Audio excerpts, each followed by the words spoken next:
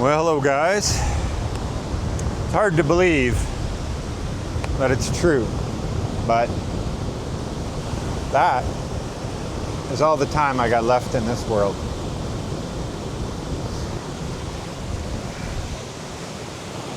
And that number is based on the average life expectancy of a Canadian male. And it doesn't look like a whole lot, does it? Now keep in mind that number there doesn't include my sleeping time. That's awake time. That's how long I have time to be awake. But that number actually drops significantly when I factor in my health. When I plug in my high blood pressure since I was 24, and I put in all the things I've gone through health-wise in my life. Smoking for many, many years of my life. Quit, thankfully. I don't smoke anymore. But putting in everything and being honest with it, that is the real number of how long I have left to live. And now it looks like a lot less, right? Now that number doesn't look like that great of a number anymore, does it? That looks like very, very little time left to enjoy your life. But coming here to the Philippines was actually a big positive. Extrapolating the fact that I'm not going to have any more of the stress cortisol levels of being in the West, the fact that I'm not eating processed foods, and I have access to very healthy foods at very, very low cost. In addition to, as I get older in age, I have access to have like in-house nurses that can be very, very, very affordable to have an in-house nurse. Or that I can go to, any private hospital here and I can get anything I want done. You want a CT scan? Sure, it's $100. You can have it done in within the hour. Back home in Canada, like if I say, I have this chronic knee problem or chronic this, that kind of thing like that, well, that's not considered an emergency. And it could be 4 to 6 months, I know, I went through it, to get a scan done of it. And so the priority is always on emergency when you're in a free healthcare system. Now in America, you can go and pay, get done, but it's not going to be as cheap as it is here. And so there's actually like a lot of stress that's related to financial stuff that people deal with in the West. And that's all reduced here. And so when they actually calculate in all the reduced cortisol stress, the reduced financial stresses, the access to having whatever healthcare you want, if you can afford it, this is all based on you can afford it, it actually increases your life expectancy. And so my new calculation for how much longer I have to live, minus my sleeping hours, is this number here. Now if you sleep longer, sorry, this is based on 8 hours of sleep. You sleep 10 hours, I can't promise it. But I actually think there's even more to it that you can't really calculate. Oh, well, there you go. I think it just turned 1 o'clock, and I've just lost a day because it's based on where I lived in Canada, and it just turned midnight. So anyway, when it comes to the Philippines and places like this, everything out here just feels, it feels new because this is an entirely different life to you, and new is exciting. And also, what's the chance that if you live, most people in the West live in a city of some sort, could be a small city, a large city, that kind of thing, live there many times of their whole life, or it looks very similar to other cities they've lived in their life. And so, what's the chance you're gonna go for a walk every day and check out things? Probably very low. Very low you'll get out of the house as often. Then if you live in a brand new place, where life is completely different here, and exploring and wandering around will actually feel very exciting. You'll want to go and do it. Even on this really cloudy, kind of a rainy, windy day, which makes it nice for us because we like cooler weather, right? You might go for a walk down the beach and just get out of the house. And exercise is like a real big thing, Sedimentary life is actually really bad. But also it gives you a sense of purpose when everything's new. You have so many things you can go and do and explore and everything.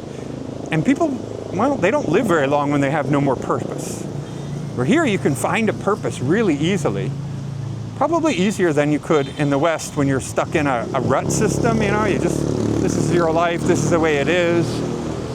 And, you know, the will to live is a very important thing. And here you can find a lot of reasons to have that will to live. This is all based on my opinion, of course. And even these numbers, it's based on averages and mathematical calculations. Could live to 100, sure. And the funny thing is all you have to do is look at the Centenarians, the ones that live to 100 years. And you can go ahead and Google this. What are the habits of Centenarians? Low cortisol stress, access to good, healthy foods and doing that.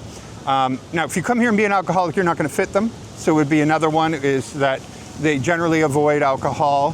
They have a purpose. They have a lot of happiness in their life. Those are the big ones, you know, for Centenarians. And so that kind of can be offered to you here. You know, we all have vices. We all have health concerns and everything from the past that, well, you can't turn back on the past. But on the going forward, we can change how we are and everything. And then we can come and enjoy this amazing place. And there's a lot of places in the Philippines. It's not like, you know, people will see Manila and go, that's just not for me. Or they might see here, we're in Roxas City. And they're like, it's kind of like a slow life. There's not much going on here for me. You know, it is a lot slower. You know, it's not a big action-packed place. Where other people, they see some place like Boracay and they're like, that's my dream. I want to live like I'm living on a resort the rest of my life. There's something for everybody in this country. That's undeniable. And so I'll share with you like some of the places that I've been. Like this is a map. Okay, this is everywhere that I have been in the Philippines in the yellow highlighted areas of the country. So I can't tell you everything about every part of the Philippines because I haven't been there yet. But I have had the pleasure of meeting, well, many thousands of you, many of my subscribers, everything, who've come from all parts of the Philippines, you know, where they're living now, and have shared their experiences to me. So that really does help me give a little bit better advice, I feel, but it's not firsthand. I just want to be very clear. Yellow areas, I have a lot of knowledge on. And really, the thing I get the most emails about is, hey, I'm coming to the Philippines, where should I go? They don't give me any other information, and so that's a really, really difficult question to answer. So I'll just tell you, if you're a city person, you want that modern city life, you don't want to, you know, miss out on all the Western conveniences, but you want to reduce costs of life. You still want to have like where everybody is smiling and happy and very pleasant to you everywhere you go. Just people as a whole are very nice. You don't have crack addicts and people bent over like zombies on the streets and that kind of thing, you know, all the stuff. I don't have to really sugarcoat it for you. I think you guys all know what can be possible in a big city in the West. And then I'm going to tell you, okay, go to like BGC and Makati, and like Makati is like it's a two-sided thing where one side of it is like Triangle Park is super clean and with the power plant is super clean. But if you want to have that more grungier side, but still safe and everything, just it's not going to be, it's more authentic of the rest, you know, but it's still a nice place. That's the Makati area. If you want Pasay City is another one, or Pasay, the one down near Mall of Asia. You know, there's several different areas like that. And then of course Cebu IT Park, you know, a little bit smaller of a city, but you can still get most things, is like in Iloilo City. Davao is a bigger city, so that's not quite Cebu in Manila, but it fits, right? It fits. So those are the kind of places I would tell people, hey, go and check out all those instead of maybe coming to Roxas City. We're a very small community. It's 190,000 people, but it's spread over a large area. We have 3 different distinct areas, you know, the beach and the modern areas and all that. But it's growing, and it's just not, if you're looking for the big city, you may not find what you're looking for here. I'm going to be honest. It's not a big city at all. It has a provincial feel. It is a province city. But other people are like so into snorkeling and scuba diving and all that kind of stuff. And you go to Darwin, which is a beautiful area as well. Puerto Galera, Moabual. I'm trying to think where all the other ones are like that. Smaller areas like Romblon, if you like real provincial stuff and not a lot of very little people, if anything. You can definitely go that, or Oslo is another place where very small population. You get a lot of tourists coming for the day, and not that busy overall though when you live there. There's a lot of those. I'm going to be very honest. You can go everywhere. Carles is another one that's got gigantes, so really beautiful out there. There's so many when it comes to that. That's a very easy one to do. Conception, Estancia, Ahui. I know so many. San Joaquin is a beautiful place. A lot of those are great places. They don't generally have a lot of services. They don't have the big malls and all the stuff if you want luxuries of life. But it's a great trade-off for a lot of people. They love that. That's what they're looking for out of life. I think for a lot of people, even if they come here, they're like, I want this simple life. I've just seen it so many times that I'm going to just warn you now. Put some real thought into it before you go and do anything long-term, even a 1 or 2 year lease on a place. If it's too secluded, because it's easy to say from the West when you're just piled with stress and you just want, the simplest life possible. And, like I remember when I had a very, very stressed out job in corporate, and I would get gas at a place that still had, like in America, and they still had somebody pumping the gas. And I was like, man, that job looks like magic to me. That's how much stress was in my job, right, in my career, was that I actually looked at this guy pumping my gas, and I was jealous. I was jealous because he didn't even have to turn his brain on to do his job. It was just such a simple job. Now, thinking back in hindsight, I'm like, what, am I crazy? Well, I wanted to make minimum wage, but yeah, it's how bad it was. So I get that. And so I think you need some conveniences though when you put real perspective on it. Doesn't mean you need it right there. There's a lot of people that live in the provinces an hour or two from a city. So they still have everything they want, but they are in the middle of nowhere. And the thing about being in the middle of nowhere is it's easier to live cheaper, to save money. And that's because access to all of the things that will entice you to spend money falls dramatically. If you live in BGC, everywhere you go, there's something that you go, oh, we should get that. I should get that. I should get that. But if you live in the provinces, you're just constantly complaining that you can't get anything. But guess what? That's going to save you. The largest amount of money is the fact that you don't have anything. I have heard from people that say, I live in Manila and I try to follow a budget, but I can't follow the budget. I just don't get it. How do I spend so much money on everything? Because there's so many things to spend money on. So if you're coming to here, you got to really put some thought into that. If you aren't a big city person, go on the outside of some of these other cities where I should explain that if you are, outside of Manila is still kind of Manila. It's not, it's just city after city after city. But when you come to a place like, Iloilo, Roxas City, whatever, as soon as you leave the city, you're in the provinces. There's nothing out there. There's not another city after that kind of thing. I did find that because I wanted to live in Cebu. I was like, oh, I'll live just outside of the city. And then I discovered that's not a thing.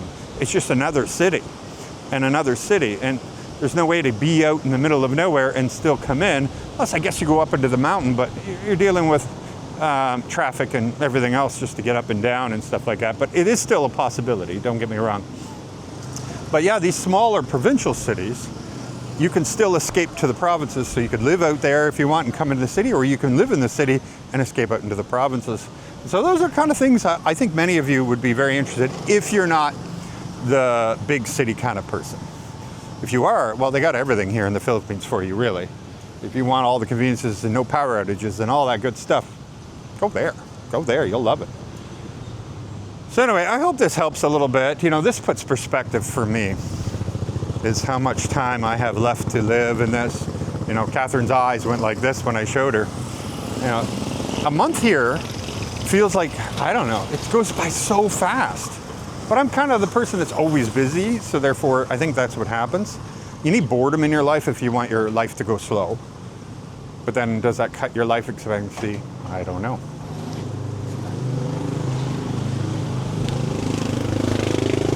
I like having excitement in my life. It makes me feel like I have purpose and it's fun. And I think that's the most important thing of life. Is to me is like, why are you living if you live super safe, super basic, and just watching Seinfeld reruns all day long? Are you really living? I don't know. I wouldn't think so. I think this is great. Think about all the ventures you can have here in the Philippines, and your money goes a heck of a lot more further than anywhere else you might be retiring in the West. Anyway, guys, while we're down here, I like to help out kids. So we have a GoFundMe to help raise money for Sulu Garden Foundation and Medical Mission Matters, where we do cleft palate surgeries for children that are born up in the mountains where their cleft palates were never discovered because they weren't born in a hospital like they're supposed to be, and these things were dealt with it when they were a baby, and now for the rest of their lives they're going to be deformed, and the chances of them ever wanting to leave their home or anything is drastically reduced, and they aren't going to have a very good life. And so, hey, even $5 will help. The GoFundMe is this QR code. Scan it, donate, that'd be fantastic. The good thing about this charity here is, they've helped over 6,900 children with these surgeons coming in, and nurses and everything, and getting this all done. And most people do it without getting a pay. We do pay the people that cook the food for the families and all that stuff, and we leave the medications that are left over, donate them to the hospitals here. There's all kinds of things, but it is a really great charity because the money goes to the actual cause. So I just wanted to throw that in. I hope you can join us in on this. We do need to raise $60,000 to get 100 kids done in a single campaign. And we have videos on it from the other times I've gone, and it's really incredible what they can do. So thank you very much for joining. I hope to see you again, and make sure you're hitting like and subscribe, and hey, join as a member too. It's that join button beside subscribe. We'll see you later. Thank you guys. Bye-bye.